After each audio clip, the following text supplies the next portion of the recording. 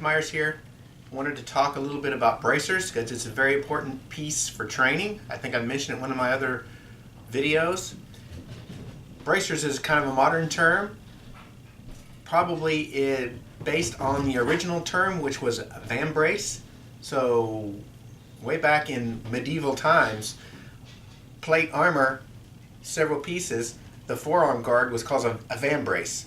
And of course there was an elbow cop, there was spaldrons, covered, and another piece covered the shoulder. Each piece of armor had a specific name, likely from probably original Old French. But the part that covered the forearm was called a van brace, and it was usually made out of plate steel or a hardened boiled leather. Now, archers also had a piece they used the term bracer, and the bracer was the piece that covered the forearm, so when they're drawing, the bowstring didn't damage the arm or catch on the sleeve or something, and they called that a bracer for a long time. But nowadays, most people, when we're talking about using them for protective, the general term is a bracer. Now, I've showed you one that we use in training. This one comes from the Lameco Eskrima guys. Edgar Salite developed this. You can see it's nice vinyl. It's got strips of rattan in here. You put it on, you strap it down with the Velcro. You can get it on. And again, it's very, very tough. You can take blows here very easily, and you can see how much of the forearm it covers. Now, when the Lameco Eskrima guys came out with this, they were the only game in town, because back then the HEMA movement didn't exist, and a lot of the Filipino martial art guys didn't do a lot of heavy sparring, and so the market for this was a very small niche market, and they haven't really changed the price over the years, so this costs 40 bucks. Nowadays, HEMA market has come along, and HEMA is historical European martial arts, so these guys are doing a lot of heavy sparring with training swords, and of course forearms are vulnerable, so now there are multiple people making almost the exact same thing with hard plastic inserts rather than rattan, and rather than $40 a piece, you can get them for $40 a pair. And I will put a link to a good supplier for these at the end of the video where you can pick these up. But this is essential for training with the Bowie knife, because as we're training, that forearm is a target. Especially when we're in a kind of a long-range situation and the hand is out there, that is a target. And you'll see a lot of the defensive modes and all that we'll use will target the forearm.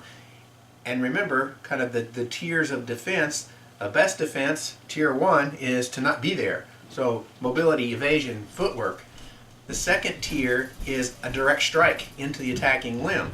And so that would definitely, any kind of a direct strike to the attacking limb is focusing on this part of the opponent's body. So when you're practicing that, it's important to have a guard for that. And of course, third tier is, an actual block blade to blade. Okay, so very important to have. Now, what I'm already wearing, you can see these are becoming more and more popular nowadays, easier to get because of the cowboy action shooting people. This dates back to the Old West. This is called a wrist cuff, or a cowboy cuff, or a wrist chap, and this is made from boiled hardened leather, and they were originally used in the Old West by the cowboys because protect their arm, just like the chaps protect the legs from the brush.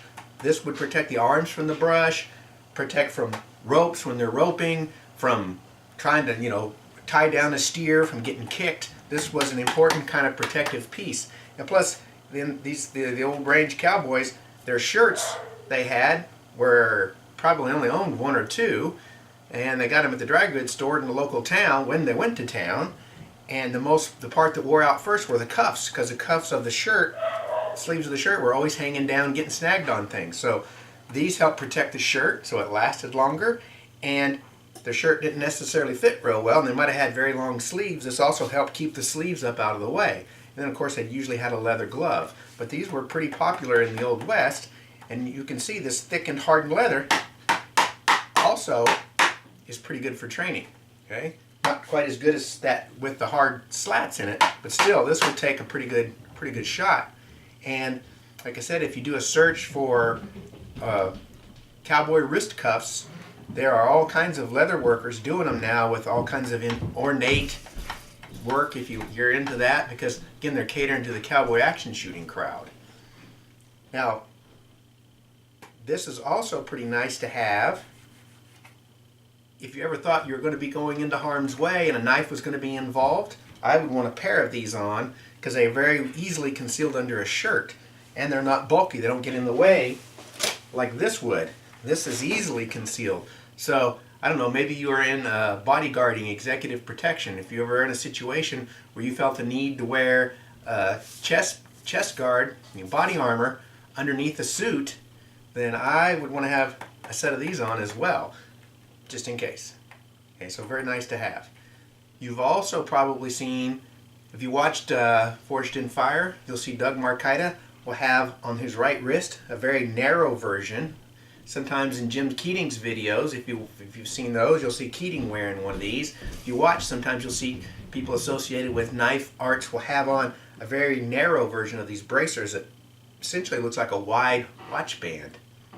That is the same idea, to offer protection, because your most vulnerable part anatomically is something that comes across and hits you here, because there you're going to cut your wrist flexor tendons, which is bad news, but also right there is a radial artery, which is also bad news. So those small ones are just wide enough to cover this most vulnerable area, because a cut higher up, while you certainly don't want to get it, is not going to be as critical or immediately disabling as a cut across here. So that's like kind of your bare minimum protection for a knife fighter, is one of those little narrow cuffs.